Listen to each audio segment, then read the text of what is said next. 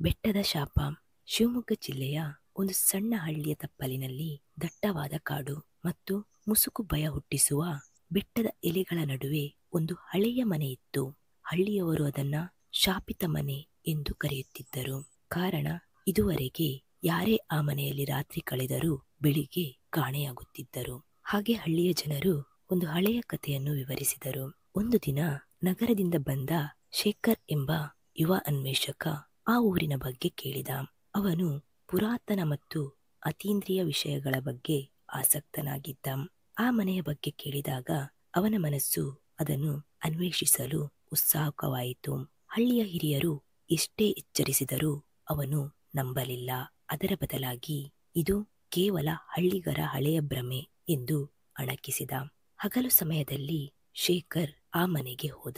ಮನೆ ತುಂಬಾ ಹಾಳಾಗಿತ್ತು. ಗೋಡೆಗಳು ಬಿರುಕು ಬಿದ್ದಿದ್ದವು. ತಕ್ಕಡಿಯ ವಾತಾಯನಗಳ ಸುಕ್ಕಿದ ಮೇಲಿಂದ ಗಾಳಿ ಬೀಸಿದಂತೆ ಚಿರಾಚರಿಸುತ್ತಿದ್ದವು. ಮನೆಯ ಒಳಗೆ ಕಾಲಿಟ್ಟ ಕೂಡಲೇ ಉಸಿರಾಟಕ್ಕೂ ತೊಡಕು ಕಾಣಿಸುತ್ತಿತ್ತು. ಸಂಜೆಯ ವೇಳೆ ಶೇಖರ್ ಟಾರ್ಚ್ ಹಿಡಿದು ಮನೆಗೆ ಮರಳಿದ.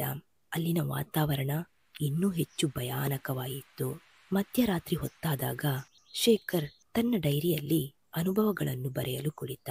ಆಗಲೇ ಅವನ ಮುಂದಿನ ಕಿಟಕಿಯ ಮೇಲೆ ಒಂದು ಕಪ್ಪು ನೆರಳು ಕಾಣಿಸಿಕೊಂಡಂತಾಯಿತು. ಯಾರಲ್ಲಿ ಎಂದು ಶೇಖರ್ ಗದರಿದ. ಉತ್ತರವೇ ಇರಲಿಲ್ಲ. ಆದರೆ ಕಿಟಕಿಯ ಗಾಜು ಸದ್ದು ಮಾಡಲು ಶುರುವಾಯಿತು. ಅದರ ಮೇಲೆ ರಕ್ತದಂತೆ ಹೊಳಪಿಸುತ್ತಿದ್ದ ಗುರುತುಗಳು ಮೂಡತೊಡಗಿದವು. ಗಾಬರಿಯಾದ ಶೇಖರ್ ಹಿಂದಕ್ಕೆ ಸರಿದ. ದೀಪದ ಬೆಳಕು ನಿಧಾನವಾಗಿ ಕ್ಷೀಣಿಸುತ್ತಿತ್ತು. ತಡರಾತ್ರಿ. ಮನೆಯ ಮೂಲೆಗೋಣೆಯಿಂದ ಕಸುಮಿಸಿ ಕೂಗು ಕೇಳುತ್ತಿತ್ತು. ಅವನ ಹೃದಯ ಇನ್ನೂ ವೇಗವಾಗಿ ಬಡಿದಾಗ ಬಾಗಿಲು ತಾನೇ ತಾನಾಗಿ ಮುಚ್ಚಿತು. ಒಮ್ಮೆಲೆ ಒಂದು ಹೆಜ್ಜೆಯ ಶಬ್ದ ಕೇಳಿಸಿತು. ಶೇಖರ್ ಶಾಂತವಾಗಿ ನಿಂತು ಕೇಳುತ್ತಿದ್ದ. ಹೆಜ್ಜೆಗಳ ಧ್ವನಿ ನಿಧಾನವಾಗಿ ಹತ್ತಿರ ಬರುತ್ತಿತ್ತು. ಮನೆಯಲ್ಲಿ ತೀವ್ರ ತಂಪಾಗತೊಡಗಿತು. ಹಠಾತ್ ಒಂದು ಬಿಳಿ ನೆರಳು ಕತ್ತಲಿನಿಂದ ಹೊರಹೊಮ್ಮುತ್ತಿತ್ತು. ಅದು ಹೆಣ್ಣಿನ ಆಕೃತಿಯಾಗಿತ್ತು. ಅವಳ ಕಣ್ಣುಗಳು ಕೆಂಪು ಬಣ್ಣದಲ್ಲಿ ಹೊಳೆಯುತ್ತಿದ್ದವು. ಅವಳ ತುಟಿಗಳು ನಡುಗುತ್ತಾ ಮಾತಾಡಿದವು. ನನ್ನನ್ನು ಉಳಿಸು, ನನ್ನ ಶಾಪ ಮುಗಿಸು ಎಂದು ಕೇಳಿಸಿತು.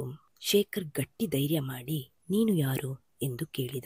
ಆಕೆಯ ಆಳವಾದ ಧ್ವನಿ ತಣ್ಣಗೆ ಕೂಗಿತು. ಈ ಮನೆ ನನ್ನ ಗಂಡನನ್ನು ಕಿತ್ತುಕೊಂಡಿತು. ಅವನು ನನಗೆ ಮೋಸ ಮಾಡಿ ಕೊಂದನು. ನಾನು ಇದನ್ನು ಕಾದು ಉಳಿದಿದ್ದೇನೆ. ಈ ಮಾತನ್ನು ಕೇಳಿದ ಶೇಖರ್ ಬೆಚ್ಚಿಬಿದ್ದ.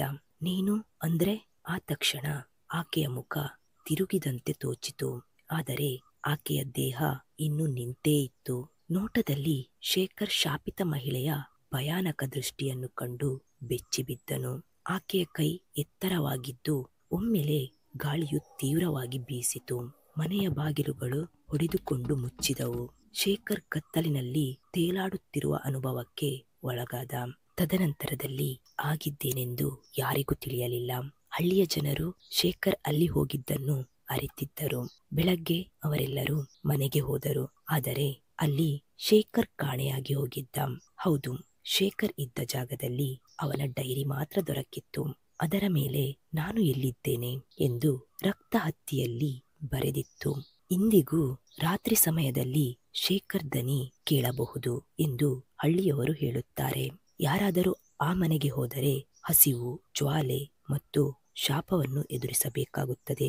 ಇದು ಹಳ್ಳಿಯವರ ಎಚ್ಚರಿಕೆಯಾಗಿತ್ತು.